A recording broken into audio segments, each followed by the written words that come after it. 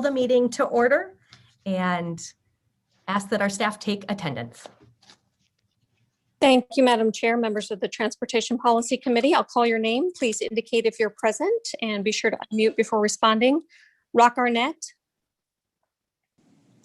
Mayor Barney. Present. Thank you. David Barry. Councilmember Binsbacher. Present.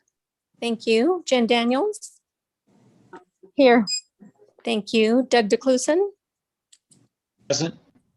Thank you. Mayor Giles. Present. Thank you. Mayor Hall. Mayor Hartke. Here. Thank you. Mayor Lord. Present. Thank you. Mayor Peterson. Present. Thank you. Mayor Price. Here. Thank you. Mayor Osborne. Present. Thank you. Mark Reardon. Oh, no, he's not here. Supervisor Sellers. Here. Thank you. Mayor Weiss. Here. Thank you. Councilmember Whitehead. Here. Thank you. Mayor Woods. Vice President Leonard. And our chair is present. Is there anyone that I didn't call? This is Thank the you. late Rock Arnett, and I'm on the line. Thank you, Rock. Thank you. A quorum is present. Thank you so much. We begin with a call to the audience, which is an opportunity for members of the public to provide input through written comment to the Transportation Policy Committee on items that are not on the agenda but are within the jurisdiction of MAG, or on items on the agenda for discussion but not for action.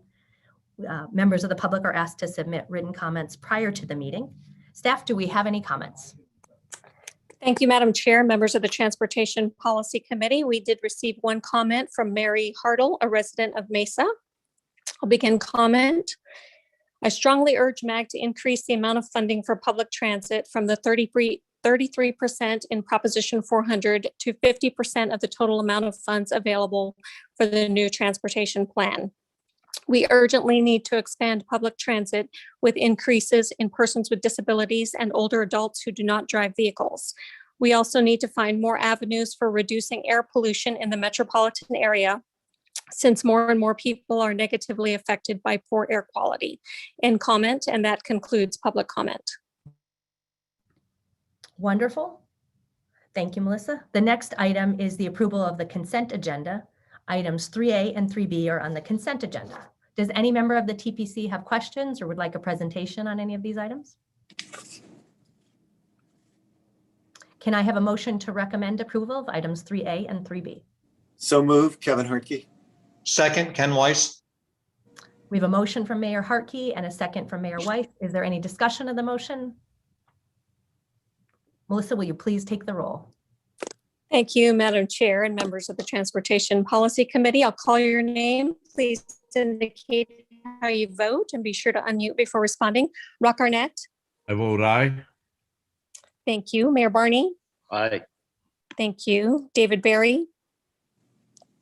Councilmember Binsbacher. Aye. Thank you. Jen Daniels. Aye. Thank you. Doug DeClusen. Aye. Thank you. Mayor Giles. Mayor Hall. Mayor Hartke. Aye. Thank you. Charles Humantle. Mayor Lord. Aye. Thank you. Mayor Peterson. Aye. Thank you. Mayor Price. Aye. Thank you. Mayor Osborne. Aye. Thank you. Supervisor Sellers. Aye. Thank you. Mayor Weiss. Aye. Thank you. Councilmember Whitehead. Aye. Thank you. Mayor Woods. And Chair Gallego, how do you vote? I vote aye. Thank you. Is there anyone that I missed? The vote on the consent agenda is unanimous. Thank you. Item 4 is an update to the Interstate 10 Wild Horse Pass Corridor Study. MAG Transportation staff Quinn Castro will provide a report. Thank you, Mayor Gallego. Good afternoon, everyone. I am Quinn Castro. I'm a transportation engineer here at MAG, and I'm going to be discussing the I-10 Wild Horse Pass corridor and giving you a status on the study activities. Next slide, please. So the map you see here is the 26-mile segment of I-10. It is the last piece of I-10 between Tucson and Phoenix that has yet to be widened to greater than 2 lanes. Currently, it consists of 2 studies that ADOT has underway. So the I-10 from State Route 202 to State Route 387. That is an environmental assessment and design concept report. And the I-10 Gila River Bridge project, which will be an environmental clearance and project assessment. The intent here is to study improvements along this 26-mile corridor in order to determine what the needs are for the future of I-10. Next slide, please. I will start with the I-10 from 202 to 387. So again, this is the final segment, hopefully to be widened to 3 lanes. Currently, we have completed the public scoping, the agency scoping, and the alternatives development. Ongoing projects here are the cultural resources investigation, coordination with the Bureau of Indian Affairs, coordination with GRTI, which is the communications for the community, and public safety coordination, so ADOT DPS and GRIC first responders. Next slide, please. So next steps for this portion of the study is a recommended build alternative. There was a public meeting held in November to present alternatives to the public, and based on that feedback, as well as feedback from other stakeholders, so City of Phoenix, City of Chandler, Gila River Indian Community, a build alternative has been proposed. We are hoping for consensus on that alternative sometime this spring. And then following that, development of the design concept report and environmental assessment, hopefully to be completed late this calendar year. And then a public hearing to be held early next year with that build alternative. Next slide, please. The other study project within this corridor is the I-10 Gila River Bridges. The intent of this study is to determine the replacement or repair of the bridges over the Gila River. So completed to date has been a public meeting, agency scoping meetings, and a value engineering for the project. Ongoing activities are the alternatives development, a hydraulics hydrology analysis, environmental clearance work, cultural resources investigation, and again, coordination with GRTI. Next slide, please. Next steps for the bridge project. There will be a public presentation of alternatives held this summer, and then design and environmental clearance are expected spring of 2022. Next slide, please. These are 2 websites that have been created to provide additional information on both projects, as well as accept comments from both the public and agencies on the work that's being done here and to request feedback. Next slide, please. Current funding for this corridor. So there is a 6-mile segment within the Prop 400 funded region that is fully funded for the study. There is a final design project that ADOT has undertaken from 587 to Dirkley Road that is funded, as well as a segment from Dirkley Road to south of State Route 387. And then the Gila River Bridge is funded in the ADOT program for $50 million. Next slide, please. So the requested action here is information and discussion. I'm happy to take any comments or questions that you may have at this time. Thank you, Quinn. Are there any questions from the membership? Mayor Gallego, Kevin Harkey. Mayor Hartley. Thank you. I'm really pleased to see this study ongoing. We're certainly seeing the next ring of jobs, as well as the next ring of residents moving out to further south. And this will be a great asset. I recently have a daughter that just moved to Casa Grande, and as someone that will be using that road all the time, I'm always surprised at the bottleneck from Chandler all the way into Casa Grande. So this will be a great reliever of traffic. So I'm grateful that we're moving ahead on this in our state. Thank you.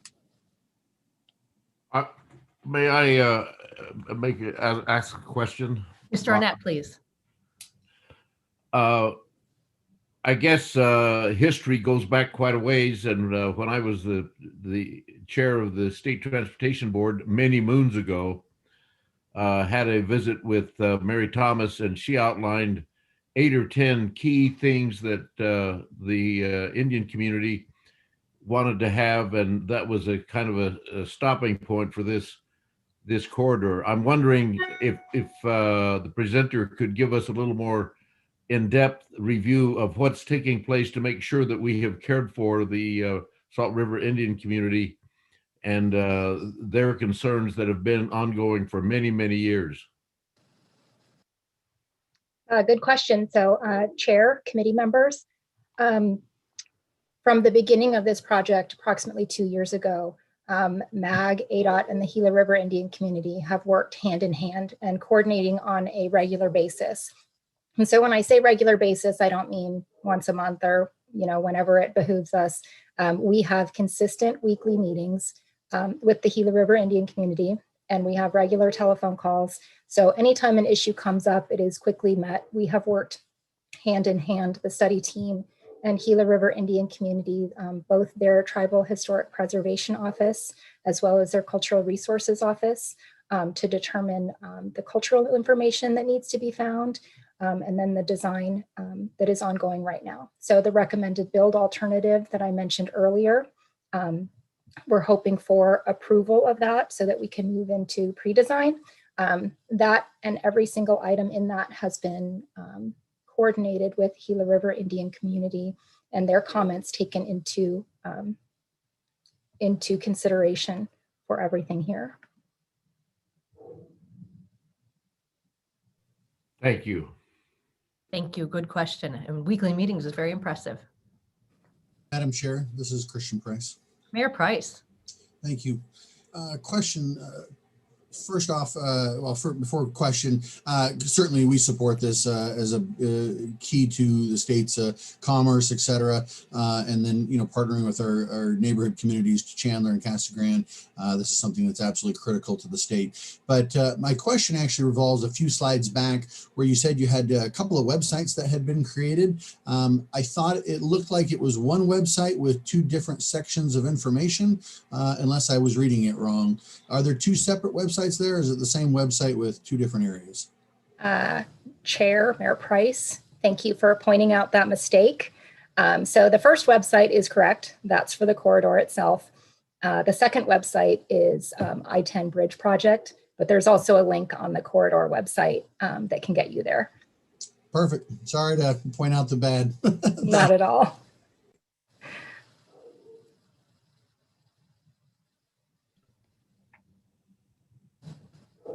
Any further questions?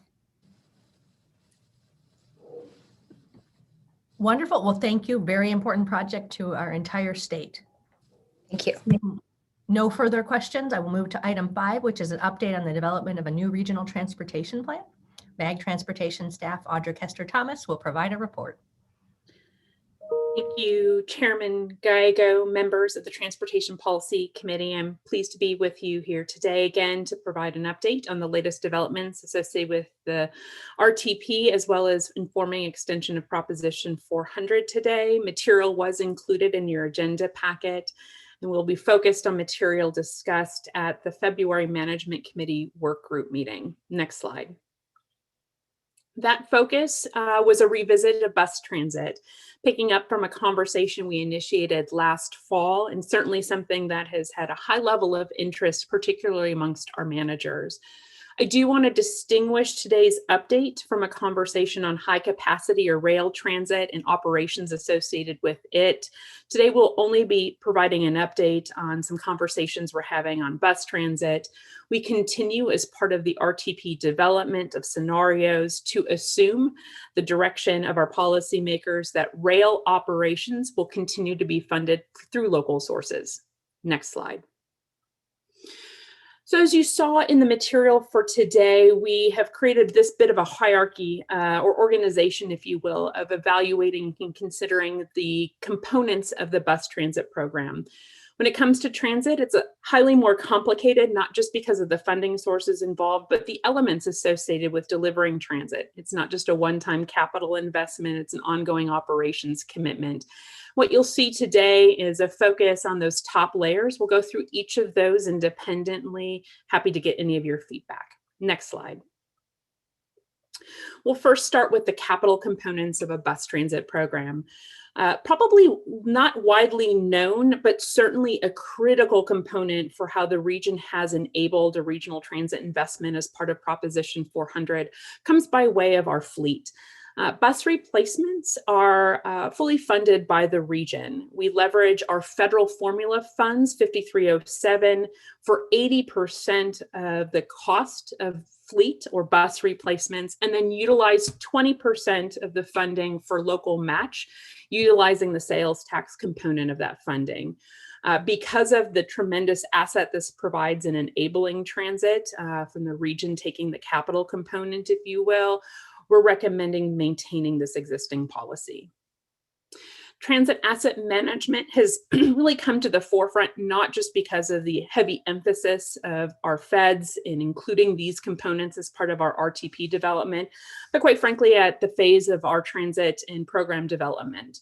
There wasn't dedicated funding associated with transit asset management in Proposition 400, but one of those lessons learned, especially as we look forward to continuing a transit investment, is taking a life cycle approach to a program of transit, just like we would on our freeway and highway system, as well as our arterial network.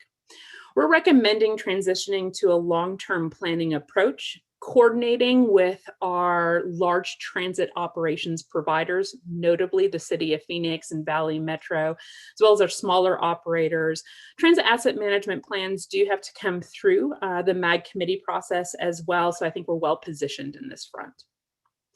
Preventative maintenance, or PM for short, is another current way we leverage our 5307 federal formula funds. We currently have a policy dedicating 25% of this funding towards preventative maintenance.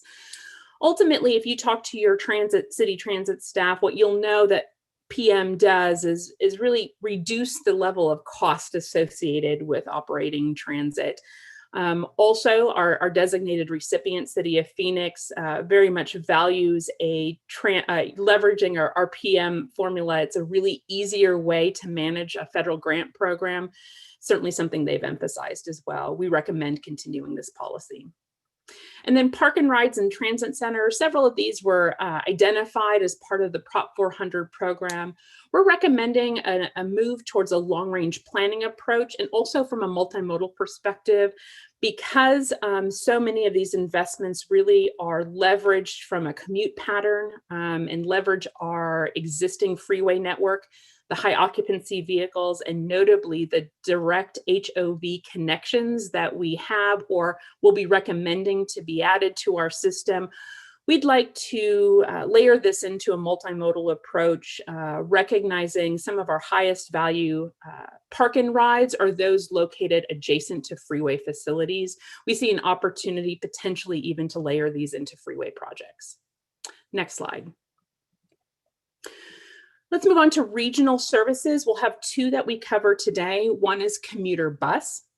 Our current policy is that those commuter bus resources are funded out of the local allocations that go directly to member agencies. Initially, we received requests from our member agencies now 2 years ago to further study commuter bus. There's a lot of interest in this solution, unique from a regional perspective as it connects far origin and destination patterns. But even through the RTP call for projects last year, we saw several member agencies request a more regional approach to commuter bus. And so we're recommending moving to a regional approach where commuter bus, because of its unique regional nature, crossing multiple jurisdictions with several dead miles in between origin and destinations, be picked up by the region and have a regional planning approach taken. Currently, all destinations are in Central Phoenix, but when we look over time and continue to see the maturing of different job centers throughout the region, we expect that potentially to change and see real opportunity to take a regional approach here. Next slide. At our management committee work group, this probably took the most conversation we had. The region currently does support, as part of Proposition 400, funding for ADA and paratransit service. We're recommending that investment continue, but that we move towards a standardized approach to ADA, adhering to the strict federal guidelines of fixed route service, and really moving towards opportunities to reduce costs. Cost containment was a phrase used frequently in our management committee work group, and we certainly endeavor to do that as part of this approach. Next slide. Finally, bus transit and operating assistance associated with it. Initially, as part of Prop 400, a long-range planning approach was taken, and with the Great Recession, ultimately pivoted to a revenue allocation model, where a fixed allocation of funding is distributed to each member agency. We're recommending that we pivot towards a formula-based approach where we're really applying our scarce regional resources for transit to the locations for where they're best served. These would be allocated on an annual or biannual basis. The feedback we've gotten from your managers is the high level of imports to align this with your local budgets, recognizing that local funding is currently and will continue to be instrumental in delivering transit service throughout the region. Next slide. Any formula approach, when you look across the country, often includes as standard service miles, as well as ridership or a proxy associated with ridership. We would recommend these be elements of any future formula, and we continue to evolve approaches so we can demonstrate how this might look in a future approach. Our conversation at the work group also acknowledged that there are other considerations, especially with bus transit and access to vulnerable populations, that need to be considered. We certainly welcome that feedback and certainly will continue to evaluate those components, those important aspects, as part of our transit approach. Next slide. So as I noted earlier, we can't underscore how important local funding is to enabling a regional transit investment. Unique to this region is how much funding comes from our local agencies, notably the City of Phoenix as our legacy transit provider, and their tremendous amount of local resources that go into enabling a fairly robust transit system. We continue to work directly with the City of Phoenix and their staff as we move forward through this process, wanting to acknowledge their existing investment, but also recognizing some of our regional needs as well. As part of this approach, Phoenix would continue to operate their commuter bus system, their rapid branded service, if you will. They would continue to receive their allocation coming out of Proposition 400, in addition to ADA and paratransit service. Next slide. This formula calculation concept, if we look forward then, what we're recommending for consideration is retaining baseline funding coming out of Proposition 400. That would be maintained. Any funding in addition to that amount and looking forward would then be allocated based on the formula and where service outputs are really needed. This funding allocation, as noted, would occur annually or biannually, again, being very sensitive to local budget processes, knowing that local funding continues to be instrumental in pairing with any sort of regional transit investment.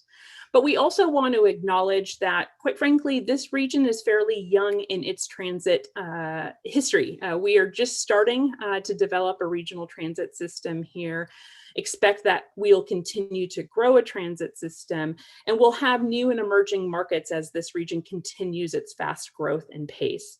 Therefore, we're also recommending that we set aside funding to help member agencies who may not currently have transit service, but would like to explore the viability of a potential transit investment, to set funding aside where we can test some of those emerging markets to see if there's viability in providing fixed route service. So we recognize the different development patterns, the maturity of our transit ridership certainly varies across the region. So we're attempting to find an approach that suits a variety of needs here in this region. Next slide. So next steps in terms of our development, we're reaching a crescendo, as I told Management Committee last week, where we have a tremendous amount of information coming through the pipeline. We are actively working internally, our planning and modeling groups together, and developing fiscally constrained scenarios where we can present to you the projects and potential programs that we can actually afford within a budget. That work is also occurring at the same time as our polling work. Our research team is out of the field and they are feverishly reviewing the analysis associated with our polling work. And given the extra time it's taking with our modeling, we are presenting we're working towards presenting our polling results at our next Management Committee work meeting on the 25th. We've added a second Management Committee work group on the 6th to bring scenarios and the associated analysis accordingly.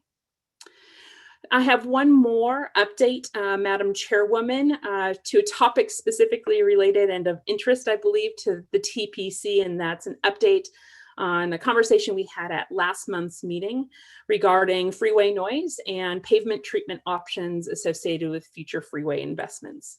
Next slide. This is part of our ongoing conversations associated with the Freeway program. We, combined with ADOT last month, presented an update associated with the Diamond Grind pilot project, the replacement alternative to rubberized asphalt treatment. Based on your direction, MAG immediately moved to initiate a update to our Unified Planning Work Program and budget amount of funding to initiate a study, a research study to evaluate the noise conditions on our freeway system. That was approved by our executive committee on Monday, and we are immediately moving towards making a recommendation for next month's policy committees for your consideration to approve entering into a contract with Volpe Center. It's a national research firm affiliated with the Freeway Highway Administration, and we feel really confident in the selection of these experts to be able to deliver the needs that we have associated with the noise analysis. Recognizing we have some administrative work and procurement activities still underway, I wanted to present to you what to expect over the next 6 months. We plan to come back to Transportation Policy Committee in June to outline what the study approach will be, present initial findings and readings in September from initial readings this summer, but then conduct full noise readings this fall when traffic resumes and present that analysis and final findings to you the end of the calendar year at our last meeting in November. Madam Chairwoman, that completes our presentation. I'd be happy to answer any questions. Wonderful, thank you. Members of the TPC.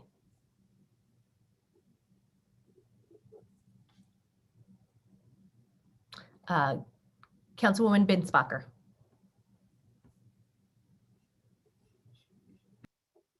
Thank you, Madam Chair.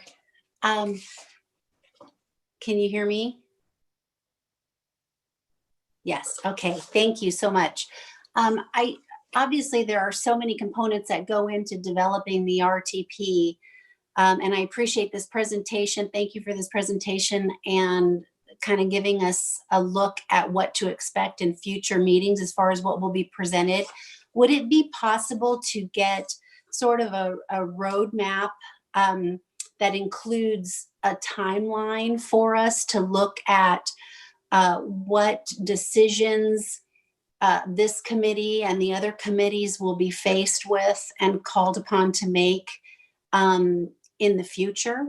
so that we can start to prepare and focus on those particular items and be prepared to make the best possible decisions and be as informed as we can be. I think some sort of a timeline showing that those steps into the future as we continue to prepare and finalize the RTP would be very helpful. Madam Chairwoman, Councilwoman Binsbacher, absolutely. We'd be happy to present that information. Just a quick synopsis, really the next 3 months, 4 months will be the lion's share of the work as we present draft scenarios to you for consideration and work through the varying assumptions and components driving towards answers associated with the key projects that you're comfortable with forwarding, as well as the programmatic investments, as well as an investment level. So it'll be iterative, no doubt, in nature, but we're attempting and hoping that we can reach a consensus decision on those key elements by this summer. Thank you. So would we be able to get sort of a timeline that shows those steps at a glance, just a point of reference that serves as our roadmap to prepare for that? Most certainly. Great, thank you. Thank you, Councilwoman.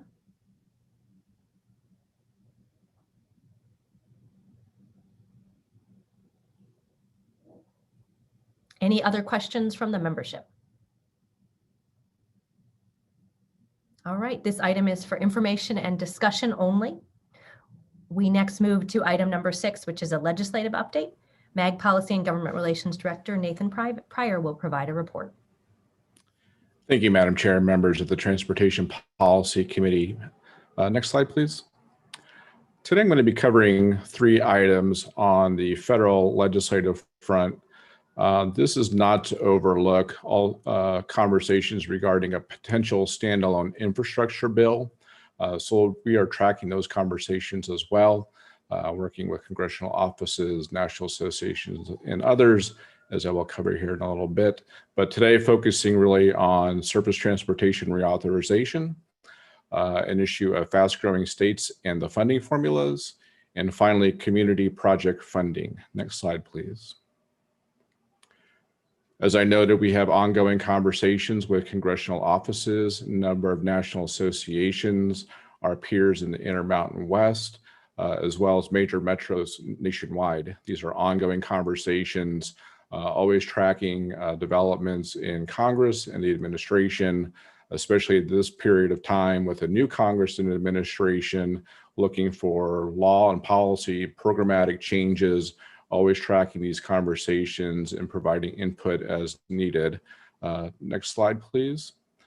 To this point, we've had conversations with our major metro peers around the nation.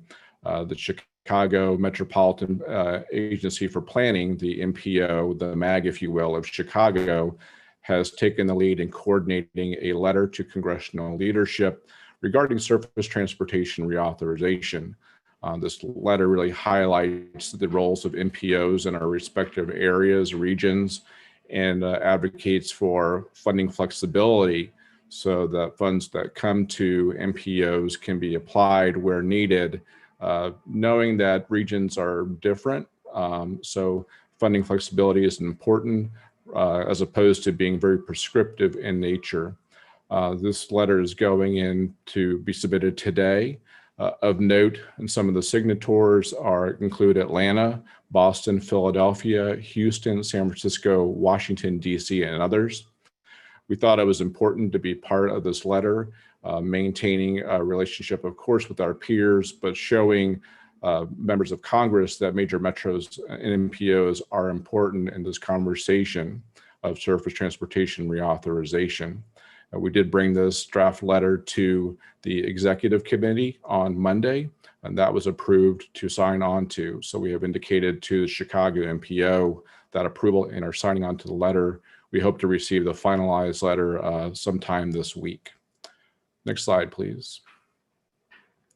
The second issue of note is this fast-growing states and funding formulas. So the FAST Act, the current authorization in which we are operating within, has continued to use 2009 methods to allocate funding. So some of these methods are tied to the use of 2000 census for population. I don't have to tell this body that, of course, we are a fast-growing state and fast-growing region, and we've grown markedly since 2000. I think the next slide will drive home that point. Next slide, please. So as we look from the time period of 2000 to 2019, all states, with the exception of West Virginia, are growing. However, some are growing faster than others. Again, no surprise, Arizona growing fast, Intermountain West, Sun Belt states. And when we look at population rank, the next slide, please, we can see, of course, that Arizona has jumped markedly in terms of population rank. So as noted, with some of the variables that go into funding formulas, such as census information, vehicle miles traveled, and others, of course, we believe that we are long overdue for an update to those funding formulas. We have drafted and put together an issue paper on this. We've circulated it to government relations staff within the region. We've had ongoing conversations with our peers in the Intermountain West as they are affected by this as well. We'd like to thank Congressman Stanton for his action on this. Last year proposed a study committee to look at this issue and to advance us in terms of adjusting those funding formulas and the components therein, so that the funding formula, the funds actually come to the state and region, are reflective of our growth. So we encourage member agencies to have those conversations with congressional offices looking for support around this issue. We'll continue to have conversations with our peers in the Intermountain West and beyond who are also affected on this issue. Next slide, please. The last issue I'm going to highlight today is community project funding.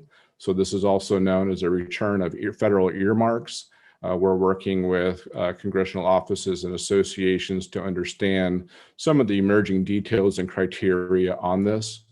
So up to 10 requests may be made by members of Congress. The funding part of this has yet to be identified in terms of the source of funding and the total amount of funding. So we'll continue to track those conversations. Of note, though, is the House members may submit projects through a portal that will open on March 29th and run through an undetermined date of mid-April. Next slide, please. This is some of the criteria for those projects, that they must be in the Transportation Improvement Program, showing their sources of funding. Letters of support are important in this application and appeal to congressional offices as they submit these application packets. We'll continue to work through our national associations and congressional offices as criteria and details continue to emerge. We understand that member agencies may be in contact with their respective congressional offices now and are preparing to submit projects.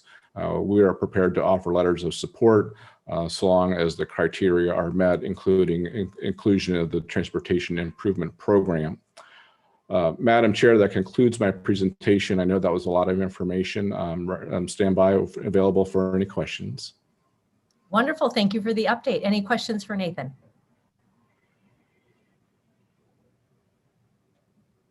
Yeah, Nathan, this is Jack. I'll just make a quick comment. I prepared a letter that we're sending to Senator Kelly. I'll ensure that you get a copy of that, covering a lot of these things. Madam Chair, Supervisor Sellers, we very much appreciate that. Senator Kelly serves on the Environmental Public Works Committee of the Senate, which is going to be critical in these conversations around reauthorization. So we appreciate your work and the work of the county in outreaching to our Senate offices.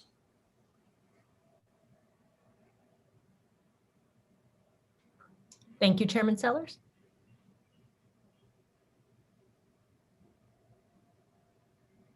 Thank you so much, Nathan. There's no action needed for this item. Are there any requests for membership for an item on a future agenda?